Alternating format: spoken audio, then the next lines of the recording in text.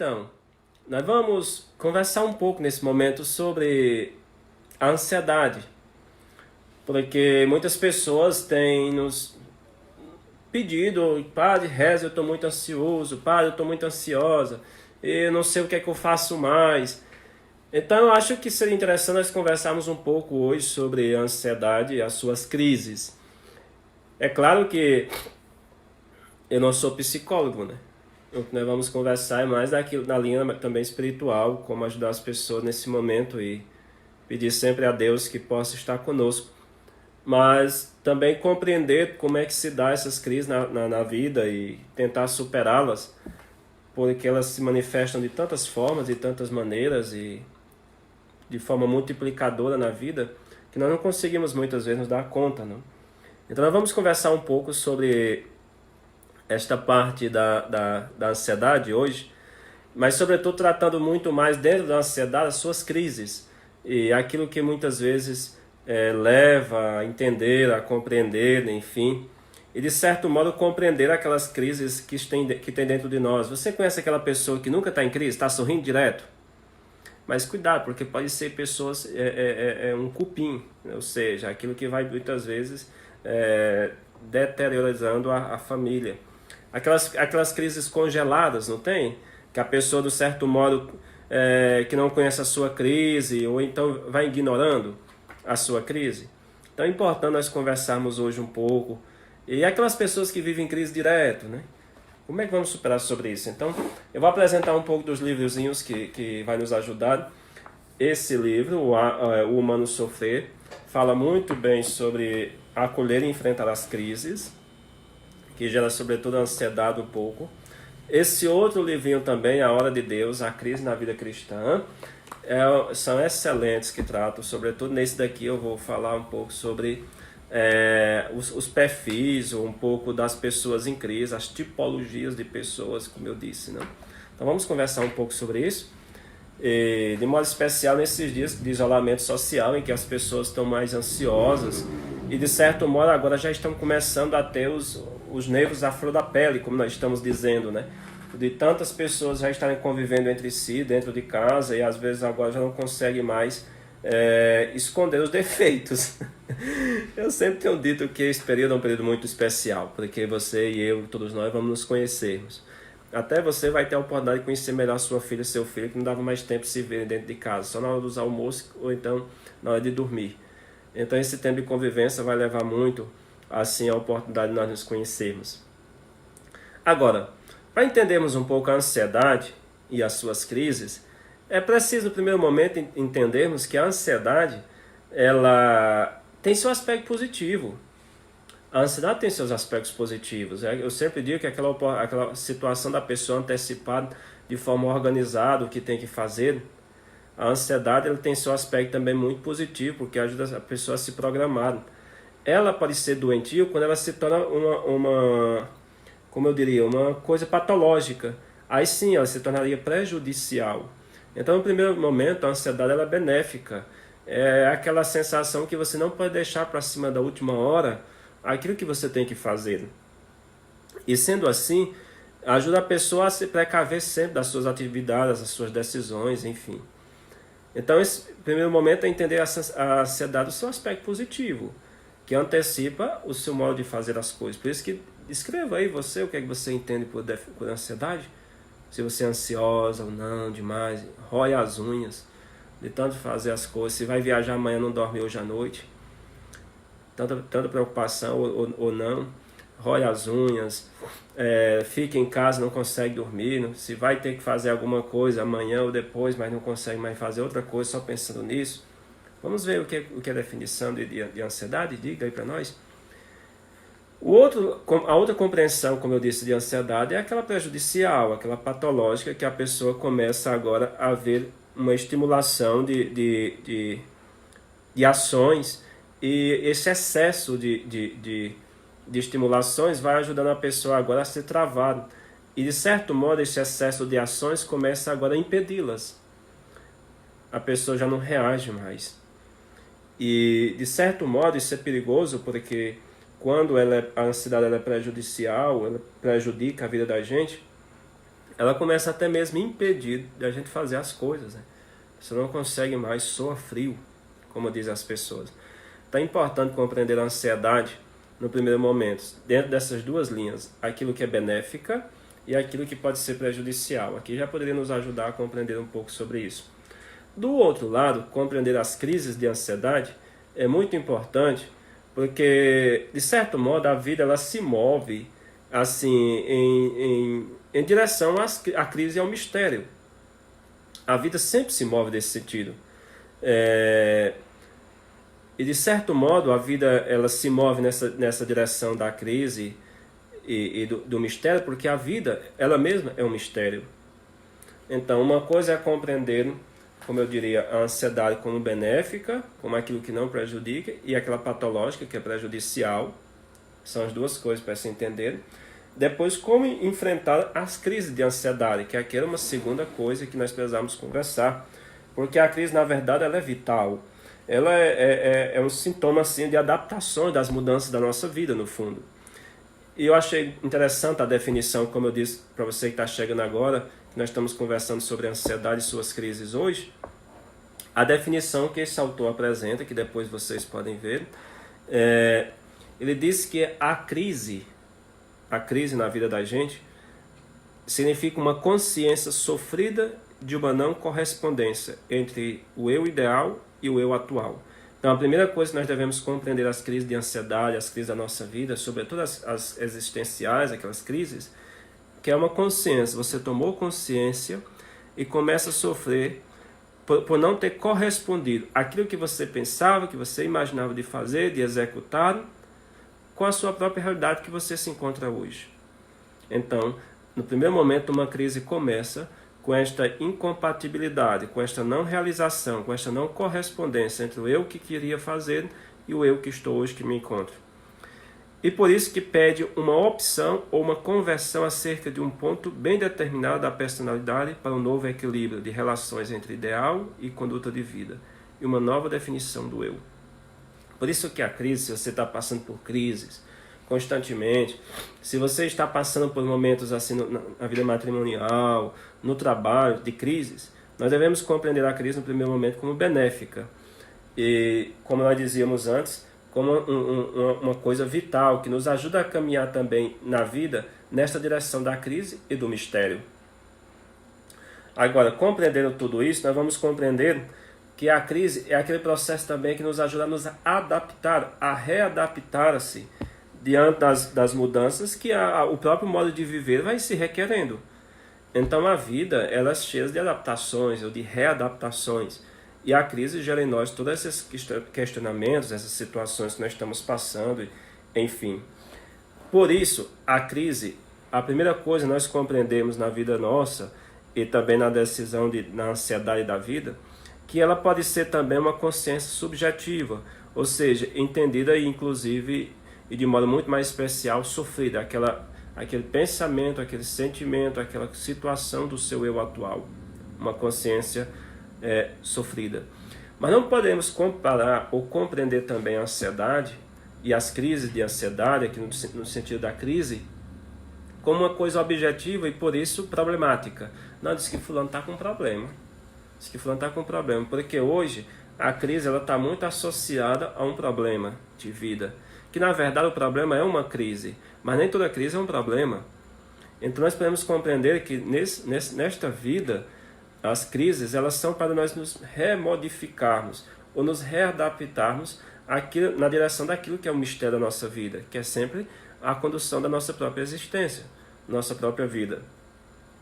Depois, a crise nos leva a um terceiro elemento da vida, não? Que é aquela decisão de mudar. Nós só entramos em crise quando nós caminhamos em direção, como é que eu diria, de modificação da vida. A fé, ela nasce do coração de uma crise. Notou bem? A fé, ela nasce do coração de uma crise. Por quê? Porque provoca em nós uma decisão de mudança, a crise. E desse sentido, ela nos leva a compreender que a fé vai nos ajudar nesse sentido. Então, toda fé, muitas vezes, nasce do coração de uma crise. Por que nós estamos falando de crise e de ansiedade juntos? Porque as duas estão muito ligadas. Compreender uma ansiedade é compreender também as suas causas de ansiedade, né? E, de certo modo, compreender também para a gente agir no dia a dia. Agora, é interessante dentro dessas crises existenciais, ou das crises de ansiedade, como é que nós elaboramos as crises. É importante isso. Como nós compreendemos o que é a vida, nesse sentido de sacralidade, que ela é um dom de Deus, mas também entender a vida como a liberdade. E dentro desta liberdade nós compreendemos quem nós somos, o que nós fazemos, o que nós vivemos com a vida. E nesse sentido de elaboração da crise, da ansiedade, das crises da vida, compreender sempre que, como enfrentar, por exemplo, o fato inesperado, os fatos indesejados que nós temos sempre na vida. Então é importante nesse sentido da ansiedade ou das suas crises, compreender também essa elaboração, como enfrentar. Como enfrentar as crises, de modo especial aquelas que circulam na nossa vida. E de certo modo também compreender que na crise Deus age. Deus age também nas crises. E muitas vezes Ele age sobre nós através destas crises, através dos eventos destruturadores. São nesses momentos que muitas vezes Deus também age em nós para nós nos refazer, nos readaptarmos, nos reorganizar na vida. Então Deus também Ele age nos momentos de crise. Aliás, sempre foram nos momentos de crise que a humanidade se recuperou. São sempre nos momentos de crise que a comunidade se reergue. Por isso que eu acho que depois dessa pandemia nós nunca seremos. Agora, dentro desta elaboração da crise, é importante nós compreendermos alguns elementos, porque esta elaboração da crise consiste, na verdade, em redefinir nossa própria identidade. E por isso a necessidade de nós nos conhecermos diante dos momentos de ansiedade da nossa vida. Por quê? Porque na elaboração do dia a dia da nossa vida, na forma de nós conduzirmos a nossa vida, nós vamos sempre criando novas estruturas de identidade. E de certo modo, nos ajuda também a equilibrar com uma nova decisão do eu passado com o eu futuro. Agora, o que eu estou querendo dizer é que dentro da crise da nossa vida, nos nasce uma possibilidade da gente redefinir a nossa própria vida, nossa própria história, nosso próprio eu. Se você está em crise, agradeça, porque você está começando a fazer um caminho de uma decisão. Eu sempre digo que a crise é um caminho, a decisão é uma chegada. Se você de fato um dia tivesse surpreendido porque um casal depois de 20, 30 anos se separaram, se você de fato um dia se surpreendeu porque fulano isto ou aquilo fez aquilo que você não imaginava, na verdade ali foi uma decisão, quer dizer, foi o caminho da crise dela, a chegada da crise dela. A crise é um caminho. Nós nunca tomamos uma decisão e digamos assim, não porque fulano estava em crise, não, há muito tempo ela já vinha se arrastando. Então eu tenho sempre dito que o caminho é sempre esse caminho, é uma crise. A crise é um caminho que nos leva a fazer um percurso. E a decisão é sempre uma chegada daquilo que nos ajudou a crise a nos reencontrar conosco mesmo. Só que nesta fase da crise, da reelaboração, tem os diversos tipos de forma que as pessoas vivem a crise. Você que está chegando agora, por exemplo, nós estamos conversando hoje sobre a ansiedade e as causas de suas crises, como é que as pessoas em crise vivem, as tipologias de tipo de crise, agora nós queremos conversar. Nós dizíamos antes, por exemplo, se você conhecia aquela pessoa que nunca está em crise. São aquelas pessoas, por exemplo, que nunca entram em crise, são sempre felizes. São sempre aquelas pessoas que, de certo modo, estão sempre sorrindo. Mas, na verdade, quando se fala aqui em crise com essas pessoas, talvez seja uma forma delas não assumirem as suas crises. E de certo modo são aquelas situações que a pessoa vai empurrando com a barriga para não querer enfrentar, saber que vai ter que passar por aquela cruz, por aquele momento de dor. Então aquelas pessoas que estão sempre sorrindo, aquelas pessoas que nunca entraram em crise, nunca se encontraram em crise, são muitas vezes pessoas que estão satisfeitas consigo mesmo, sim, é verdade, pode ser, mas pode ser também uma coisa não muito boa, porque pode ser que a pessoa nunca consiga se refletir, nunca consiga fazer uma avaliação da sua própria vida, nunca consiga encontrar assim como é que está vivendo a sua própria história, nunca se choca, nunca se coloca em crise para se conhecer um pouco mais, né? Então esse é um perigo muitas vezes daquelas pessoas que levam a vida assim sem tão a sério, tão a sério. Agora, um outro tipo de pessoas que vivem ansiedade ou vivem com suas crises, o contrário daquelas que nunca entram em crise, são aquelas outras que sempre estão em crise. Sempre. Não sei se você já chegou a trabalhar, conviver com pessoas assim, meu Deus do céu. São aquelas pessoas que sempre, sempre, sempre, sempre estão em crise, ou elas estão em crise, realmente, verdadeiramente, razão verdadeira e profunda, ou elas podem criar as suas próprias crises. Então é um tipo de pessoas que inventam as suas crises, elas põem-se em crise. Por exemplo, quando a pessoa sofre pela vida dela, dos outros, pelas situações, então elas estão sempre em crise constantemente. São as pessoas que estão sempre em crise. E nesse sentido, essas pessoas, por exemplo, vivem ou de forma pacífica, ou às vezes vivem de forma assim de botar, como é que eu digo? Defeito nos outros. Pessoas que estão sempre revoltadas consigo mesmo, não? Estão sempre voltadas para si, mas sempre não conseguem se amar, nem amar os outros. Então é muito importante compreender um pouco isso, sobretudo dentro da ansiedade, essas crises. Mas por outro lado, tem também aquelas pessoas que têm as suas crises congeladas. Aquelas pessoas que ignoram a crise, ou de certo modo desejam ignorar até que conseguem um determinado tipo de problema pessoal que lhe causa dificuldades, ou de alguma forma não quer, a fim de poder dizer que a si mesmo que está tudo isento disso. São aquelas pessoas que vivem, por exemplo, de uma forma muito congelada nas suas crises. Elas não existem, crises.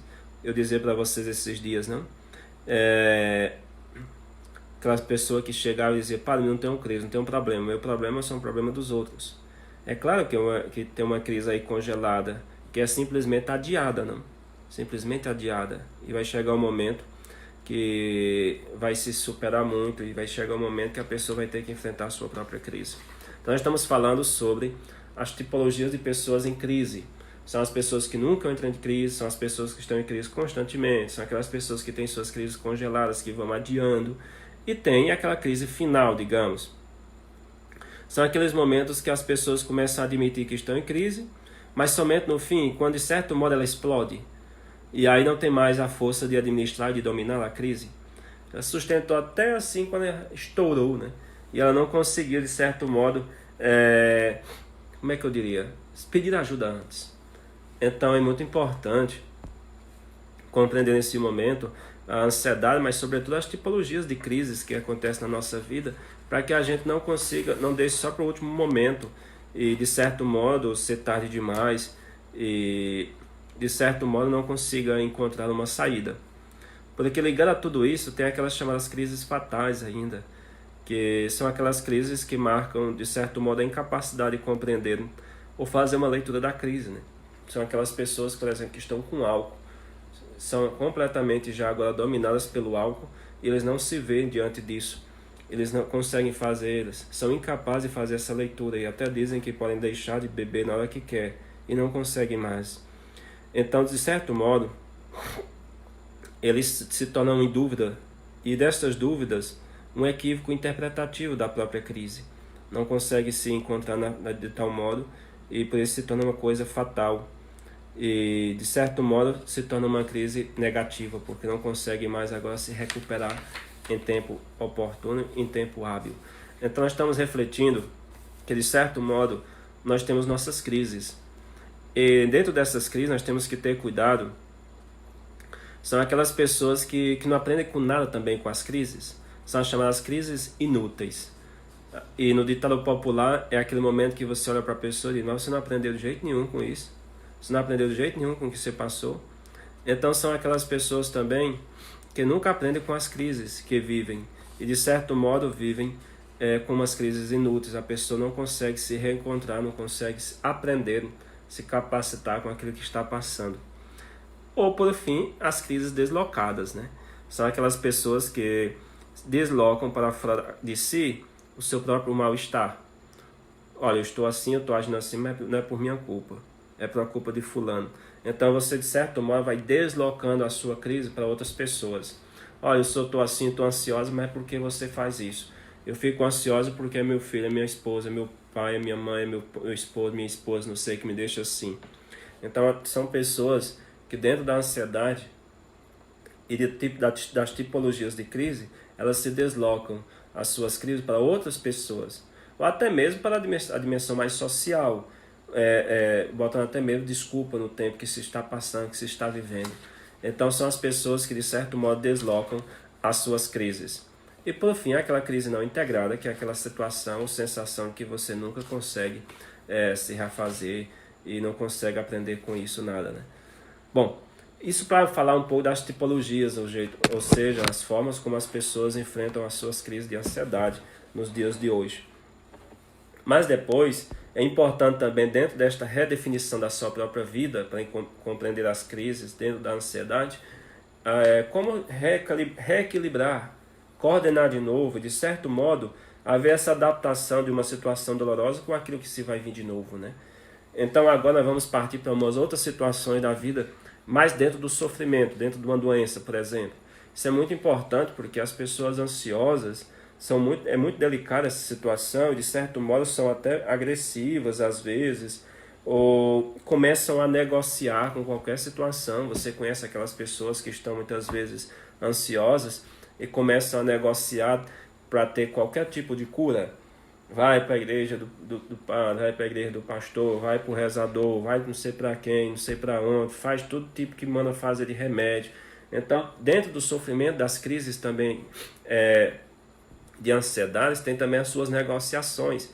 Então, é importante, além de entender o que é ansiedade e o que são as crises, compreender as tipologias, como elas se manifestam dentro de nós, mas agora compreender como se dão as reações dentro da crise. E compreendendo essas reações dentro das crises, sobretudo da ansiedade, é importante agora como nós podemos reagir diante dessas situações. Então, o primeiro passo que nós podemos compreender da pessoa ser ansiosa ou não é exatamente aquela fase da incerteza. E você pode até se perguntar se de fato sou eu mesmo que tenho, se eu tenho mesmo. É aquela fase de dizer assim, não é verdade. E sobretudo quando você reage, digamos, dentro de uma situação de crise de vida e que descobre, por exemplo, que é seu pai ou sua mãe, não sei, alguém da família muito próximo assim, está com câncer, uma outra doença, um acidente, não sei, que é essa primeira fase assim do choque, da crise, que é aquela fase de você se perguntar, por que eu? Sou eu mesmo? Então essa primeira fase é a primeira fase do negado, rejeitado. E esta fase muitas vezes é ainda acompanhada de outros sentimentos, porque é basicamente mostrado ou fundamentado a parte da incerteza. Eu não tenho isso, eu não sou ansioso, não sou. É uma leitura equivocada que estão fazendo. De uma outra forma, do outro lado da moeda, digamos assim, vem a conclusão, vem de fato o alcance do reconhecimento que a pessoa é ansiosa, ou que a pessoa tem uma crise. E aí vem a constatação, é aquele momento assim inevitável da crise. E de certo modo, aqui começa a haver aquele duelo de um sim racional, daquele dizer assim, de fato, existe, mas por outro lado tem um não emotivo, que é aquele momento da pessoa dizer assim, não é verdade, eu não concordo com isso. E aí começa a haver então esta distinção do eu racional, que você aceita que tem a coisa, que está em crise, mas por outro lado tem a dimensão emocional e dizer que não é verdade. Agora, para se manifestar umas crises diante da nossa vida, compreendê-las e de certo modo na incerteza, depois na certeza, tem um outro passo que é aquela fase da agressão, que é aquela fase que a pessoa se pergunta, mas por que exatamente eu? Não poderia ser uma outra pessoa? Por que eu, que sou da igreja, faço tantas coisas boas, vem acontecendo exatamente isso comigo? E aí começa, de certo modo, nesta fase da ansiedade, nas fases das crises da vida, achar ou imaginar que todo mundo da sua família está contra você. É aquela sensação, aquela situação que você está, e de certo modo, imaginando, pensando que as pessoas não querem o seu bem, que elas estão se unindo para que você não fique boa. E de certo modo, por outro lado, você começa a manifestar a sua agressividade, sobretudo quando vai se dirigir às outras pessoas, começam a gritar com elas, ou se lamentar demais com elas. Então, de fato, é uma fase das crises da nossa vida, da nossa doença, ou da nossa ansiedade, que muitas vezes nos provoca tudo isso. E de certo modo, como já estamos aceitos, não?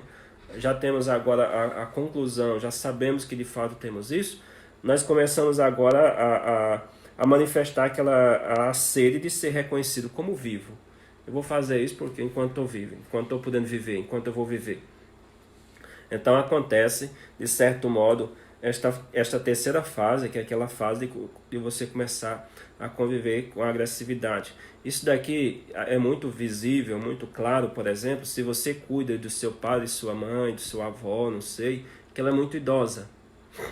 E aí, de certo modo, chegou-se um tempo que ela ficou muito agressiva e só falava reclamando, só se lamentando da vida e que não tinha mais sentido aquela vida.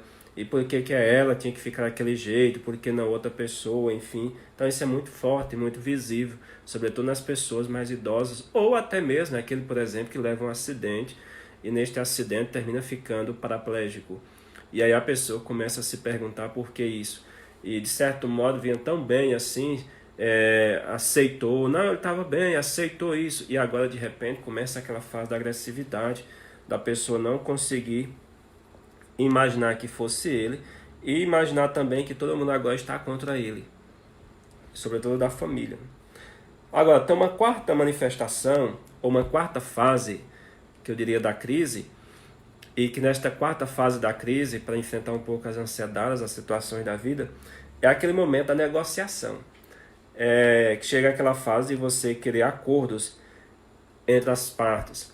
É aquele momento, por exemplo, que você aceita agora tomar todo tipo de remédio. Na fase da agressividade, não botava um comprimido na boca. Mas agora, nesta fase, decide ir para o médico, quer mudar de médico, se for o caso, muda de medicação, se for o caso, vai de hospital, muda de hospital, e no fundo começa a querer comprar uma esperança. E, de certo modo, nesta compra de esperança, aquilo que eu dizia antes, não? A pessoa vai à igreja do padre, vai à igreja do pastor, vai naquela outra igreja que provoca, ou que promete uma cura, vai no rezador, vai não sei em quem mais, vende qualquer coisa, dá dinheiro a não sei quem para que possa vir dar uma bênção na sua casa, não sei, qualquer coisa. É a fase da doença, da ansiedade ou de qualquer crise da nossa vida, de negociar. Eu negocio, faço qualquer coisa para ficar bom. Eu quero ficar bom. Então é importante para compreender as fases da nossa vida e superar, sobretudo, a nossa existência, falando hoje sobre a ansiedade. Porque aqui nós vamos chegar agora numa quinta fase, que é da crise, que é na depressão. A pessoa, de repente, começa a ver aquela fase do sepultamento da esperança. Se na negociação ela comprava qualquer tipo de esperança para ficar boa e ver boa, e se encontrar com saúde, nesta situação, nesta tentativa de fase da vida, da doença, enfim, a pessoa agora começa a ceder e a chegar nesse sepultamento da esperança. Que não tem mais jeito, que agora todas as antecipações não deu mais certo, que agora não tem mais jeito, é morrer mesmo, é se entregar, e aí começa a se isolar mais ainda. Por isso que a depressão e a ansiedade, como nós começamos falando bem no início, você que está chegando agora, a ansiedade, ela não é uma doença prejudicial no primeiro momento, ela pode ser benéfica.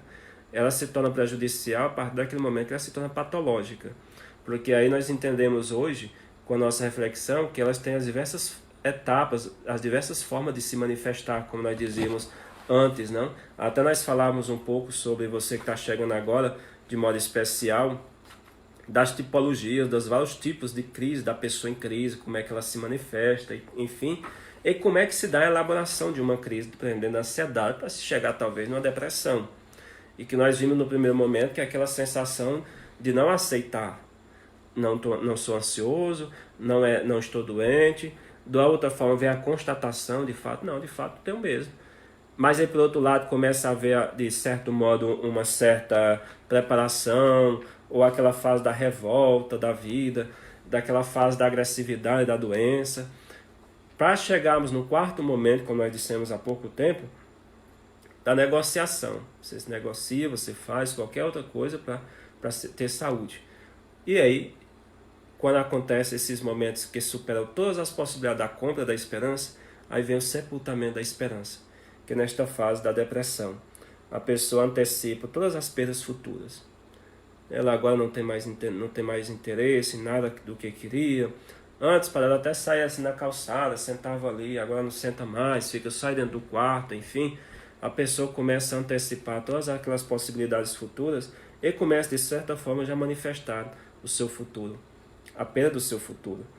Então, essa fase da depressão, ela é tão forte assim, porque você sepulta, de fato, as suas esperanças. Mas aqui é o que vem exatamente a gradatividade das crises. Por quê? Segundo o que nós estamos seguindo, só tem mais uma etapa, que seria exatamente a etapa da superação, que é a etapa da aceitação, que é a etapa que você dizer assim, é como se a dor tivesse ido embora, e aí você se refaz na vida, e de certo modo você começa agora a aprender ou aceitar o inevitável.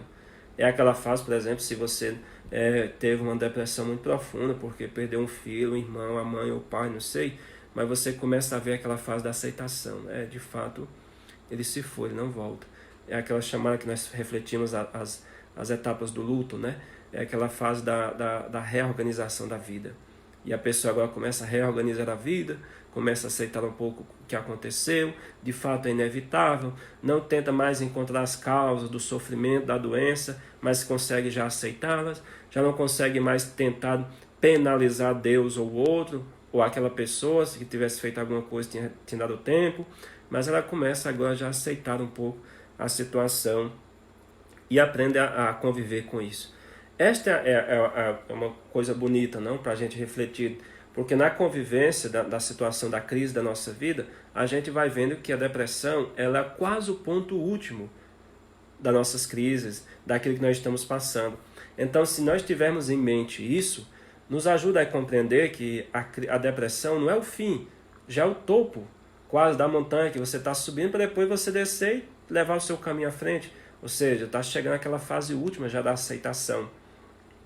Só que tem pessoas que superam as crises, sobretudo esses momentos mais dolorosos da vida, a partir de outras atividades. Aqui vem a ressignificação da crise, da dor, da perda, e sobretudo quando consegue a pessoa se readaptar, de certo modo, encontrar um sentido para a vida, que aí vem aquelas atividades da vida, ou de certo modo,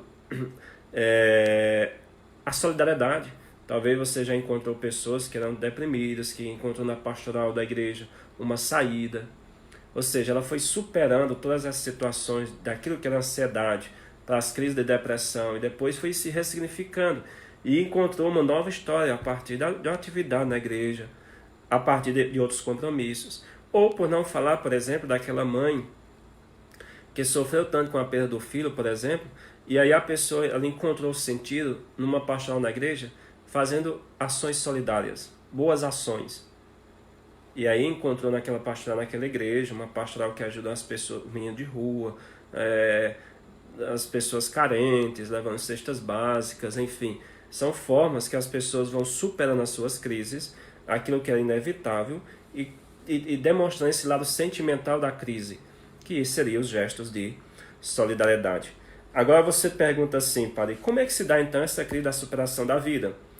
Como é que se dá então esse momento que nós temos que resolver hoje? Olha, de fato, o que nós podemos de certo modo pedirmos à sabedoria é que tudo isso passa. E tudo isso nós podemos acreditar que passa. Agora, a crise da nossa vida, ela é muito parecida ou semelhante àquela situação da hora secreta do meio dia da nossa vida, aquele momento que pela manhã já tem passado a metade do dia, chega-se à tarde, uma nova possibilidade de recomeço. Então eu penso que a pessoa avalia as experiências realizadas e as expectativas que iludiram também a sua vida na crise. E aí a crise seria, para a gente usar assim uma metáfora, uma imagem, a hora secreta do meu dia, aquele momento que a pessoa vê escuridão, mas que olha para a metade da sua vida, do seu dia, e vê que passou uma manhã, mas tem uma tarde que pode se refazer. E aqui nós encontraríamos um sentido mais para a vida, né? Para a vida. Agora, a crise, ela de certo modo pode ser compreendida também como aquele silêncio da paixão de Cristo. Aquele momento que parece que o mundo contempla o sofrimento E de certo modo você fica ali sem palavras para explicar, para justificar tudo, e que o mundo contemplando o seu sofrimento, a sua ansiedade, a sua crise existencial, encontrando também de certo modo a sua depressão, contemplando a sua depressão, e aquele silêncio parece que de Deus que ele não fala, é aquele mesmo silêncio de Jesus na cruz, das 12 às 3 da tarde, que nós vamos celebrar sexta-feira próxima, na Semana Santa. Para dizer o quê? Que aquele mesmo sofrimento, aquele mesmo silêncio, pode ser também o nosso silêncio da dor, nosso silêncio também nas nossas crises, nossos momentos de sofrimento. E pode ser a hora secreta da nossa vida. É ali que nós podemos encontrar uma reação. E é tão importante compreendermos essa metáfora, não essa forma de entender a depressão como a hora secreta do meio dia da nossa vida, porque foi nessa hora secreta do dia que houve uma salvação e uma perdição. Quando São João, no capítulo 12, versículo 30, me parece, quando ele vai falar de Judas, lá do lava-pés, antes um pouquinho, fala, por exemplo, ou é 12 ou é 13 capítulo. O lava-pés é no 13, mas a passagem de Judas, não me recordo, pode ser 12 ou pode ser 13. Está ali. Diz ali que Judas saiu, era meia-noite. O evangelho ele fala assim, meia-noite. Era escuro, era noite. Era noite. Aí coloca um pontozinho final. Quando Pedro, lá ao lado da fogueira, que Jesus foi preso, perguntaram por 3 vezes a Pedro se era ele. Ele disse que não, e o galo cantou. E como nós refletimos naquela outra vez, vocês lembram? Disse que ele chorou, saiu para fora.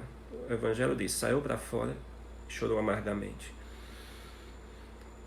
O meio dia da nossa vida, da nossa existência, pode ser para nos perdermos ou para nos salvarmos. Agora, diante das crises, das situações que nós vivemos e que passamos e que nós temos a necessidade de nos recuperarmos, de fazer dessa hora secreta do meio dia da nossa vida um momento como é que eu diria? De recomeço, é pedir a Nosso Senhor que nos dê sempre essa graça de a gente continuar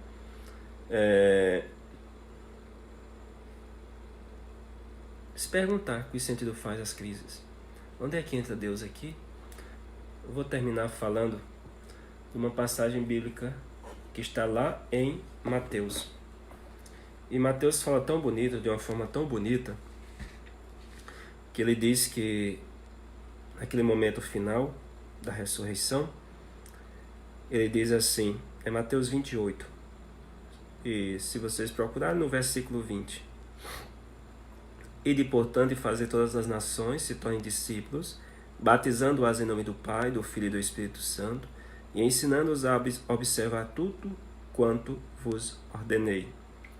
E eis que estou convosco todos os dias, até a consumação dos séculos. Então você não está sozinho. Se você está passando por esse momento de crise, de ansiedade, esse momento de isolamento social, passando por esse momento de crise, não sei qual das etapas que ela está se manifestando, que tipos de crise está acontecendo em você, se são aquelas crises deslocadas, você está passando por tudo isso e está colocando culpa em outras pessoas, são as crises deslocadas. Se são aquelas congeladas que sabe que está ali, a qualquer momento vai derreter, não pode mais empurrar com a barriga. Se é aquela crise que você está pensando da agonia, como nós dizíamos, não? Aquela crise de você criticar os outros, falar que está todo mundo contra você, aquela crise que nós refletimos da agressividade. Então pensa, Nosso Senhor, hoje esta graça dele está com você. E mesmo diante desse isolamento, daquilo que a vida tem nos mostrado até hoje, que o Senhor continua do nosso lado. Ele não nos abandonou. Então, que o Senhor nos acompanhe. E se você está passando por esses momentos assim de insegurança, de desconfiança, o Senhor disse em Mateus 28:20 que vai estar conosco todos os dias da nossa vida. Não só foi um dia, não só foi ontem, não só é hoje, não só é amanhã. São todos os dias da nossa vida.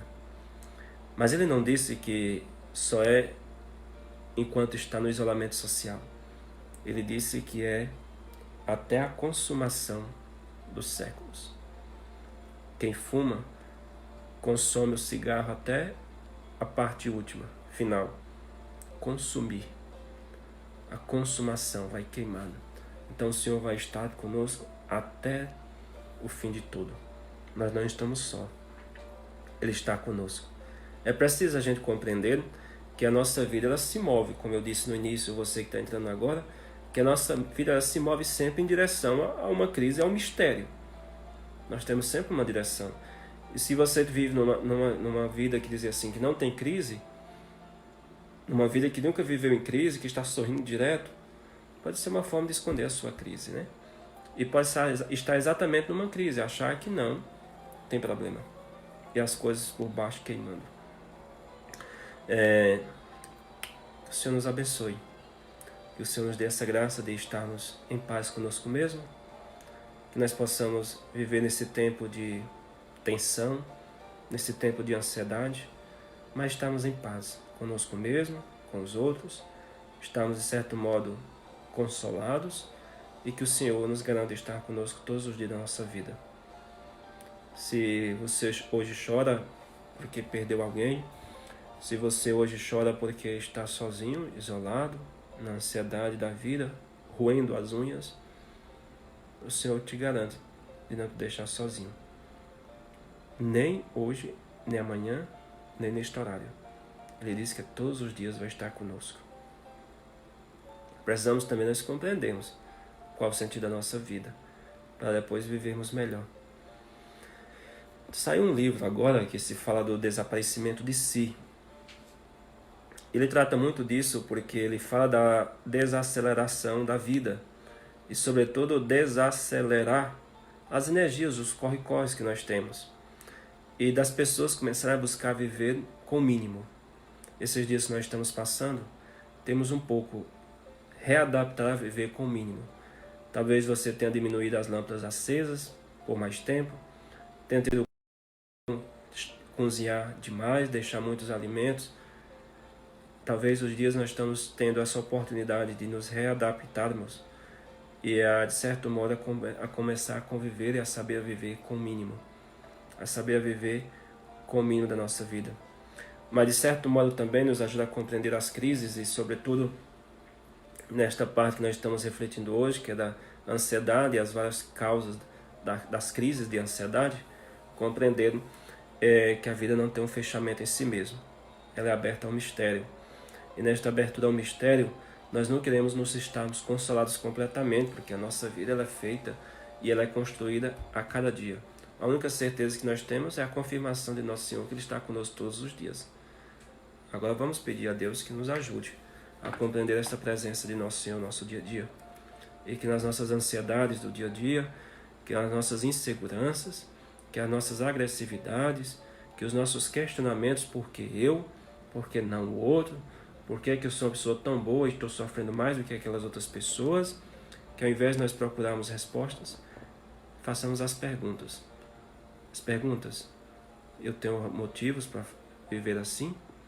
Ou será que a vida não vai ter me mostrado mais suficiente para levar à frente aquilo que eu tenho? A ansiedade, ela é este fenômeno que eu tenho dito, benéfico, que nos ajuda a vida, nos ajuda a percebermos tudo, como também pode ser prejudicial, quando ela se torna aquele estímulo excessivo de atividades ou de excessos que nos impede já a fazer alguma coisa. Deus te abençoe e sejamos homens e mulheres felizes e que traga paz, conforto nesses dias e nesses tempos que estamos todos passando. Ansiedade todos temos. E podemos saber que as crises da ansiedade podem nos levar a degraus da nossa vida. O que nós não podemos é nos perdermos nesses degraus. Padre, qual degrau que eu estou? Não sei. Você que está chegando agora, pode correr lá atrás um pouquinho e ver como são os tipos de crise, como é que são os tipos de pessoas em crise, como é que elas se manifestam, enfim. Mas podemos pedir também essa gratidão a Deus de nos conhecermos e a sabermos quem nós somos diante das nossas crises. pessoas que quando estão nas crises, nem elas se conhecem, nem as pessoas que convivem juntos se reconhecem, porque fica tão agressivo. Não deixe sepultar a sua esperança. Não deixe sua esperança ser sepultada. E há pessoas que adoram participar do velório da esperança. Tem pessoas que adoram participar do velório da esperança das outras. São aquelas pessoas que querem saber tudo o que está acontecendo com a sua vida, mas não para te ajudar, mas sim para saborear a oportunidade de você estar nas mãos dela. Pessoas que se demonstram muito conselheiras, mas no fundo não têm sentimentos de compaixão. Ela se satisfaz só em saber o problema seu. Então são as pessoas que adoram fazer velório da esperança dos outros. São aquelas pessoas que adoram ficar vigiando os seus sofrimentos e a perda da sua esperança, ou o sepultamento da sua esperança. Tenha cuidado também com essas pessoas, tá bom? Pode ser que elas estejam só esperando que você vá ao túmulo, vá à sepultura, para festejar a sua queda. Tchau, Deus abençoe, tudo de bom. Vamos ver quem foi que falou conosco? Hoje tanta gente aqui, foi uma live que ninguém estava esperando, né? Mas é bom que vai ficar salvo aí, cada um de nós podemos... Tá, Maria Paixão disse que é verdade, acho humano difícil ter alguma crise, insegurança, desacelerar. Essa foi a minha palavra de ordem para 2020. Mas nunca pensei que seria assim. Já sei, tá vendo? A vida nos faz tantas surpresas, né? Desacelerar, tá aí. Desacelerar um pouco a vida. Muita gente participando, muita gente assistindo, muita gente dando um sinalzinho, um ok. Teve mais pessoas que disseram alguma coisa. Margarete, é para relaxar mesmo essa live. Espero que tenha ajudado pelo menos a compreender alguma coisa sobre as nossas crises de ansiedade, enfim. Muitos padres assistindo. Andréa disse, quando eu estou ansiosa, gosto de desenhar, pois sinto que ameniza. Tá aí, são as táticas, né? Tem outros que roem as unhas, né? Como eu falei. Luzia, queria estar assistindo, mas a internet não está colaborando. Vai ficar salvo por aí, tá bom? Teve a irmã que disse que estava pensando exatamente no tema da ansiedade, tá aí, nós falamos. Luíma também disse, padre, eu sou uma pessoa muito ansiosa, estou sofrendo esses dias por causa da minha ansiedade. Pois desde fevereiro, deixa eu ver aqui, desde fevereiro, ela disse muita coisa. Eu estava contando os dias com muita ansiedade só para chegar o mês de abril, para me poder ir para Serra Vermelha, interior talvez, sim. Mas por causa do isolamento não tem como ir. Agora estou com muita ansiedade para isso. Tudo passa a encontrar com minha família. Tem as ansiedades, tem as saudações. Boa noite, Paulo. O Senhor Jesus abençoe, Senhor. Deus te abençoe também, Antônia. Depois tem as saudações, tanta gente assistindo. Que Deus abençoe. Antônio Barbosa disse assim, na desgraça, a graça. Pela inteligência iluminada pela fé, encontramos a graça na desgraça. Perfeito. Estou ansiosa, Luciana diz, preocupada com muitas coisas. Sim, meu povo, nós temos que rezar muito, viu? Sobretudo com as pessoas que são ansiosas nesse tempo de isolamento. Eu estou totalmente ansiosa, já estamos enjolados, pouco mais de 3 semanas, misericórdia. Francisco, muito sério. Pai, já tive muita essa ansiedade de quando fosse para viajar, não dormir à noite, de ficar ansiosa antes de tal situação. Mas em alguns livros que veio me ajudar a controlar, me colocando em oração. Hoje, graças a Deus, estou mais controlado. É aquilo que eu falava, né? Como as pessoas manifestam. Por exemplo, quando vai viajar, a pessoa não dorme à noite, né? Ansiosa. Pai, eu tenho tanta ansiedade e síndrome e o pânico muito forte que sofro muito, disse Lucinei. Realmente é uma coisa... nós provocamos muito isso, né? E você que está com o seu celular na mão, alguns dizem que até mesmo... as redes sociais e tudo isso provoca em nós muitas ansiedades. Bom, muito obrigado, viu? Que Deus abençoe. Tem tantas pessoas de Brasília, de Paulistana, de São Julião, de Teresina, que vêm por aqui, São Paulo. Muito obrigado, viu? Minas Gerais. Um abraço, que Deus abençoe, seja muito feliz e não deixe sepultar a sua esperança e nem que as pessoas façam o velório da sua esperança. Que o Senhor nos abençoe. Sejamos homens e mulheres, compreendendo as crises que sempre fazem na nossa vida, para que sejamos fortes sempre. Até breve. Se ajudou esse vídeo, pode mandar para outra pessoa. Certamente poderá ela escutar alguma coisa que lhe interessa. Tá bom? Tchau.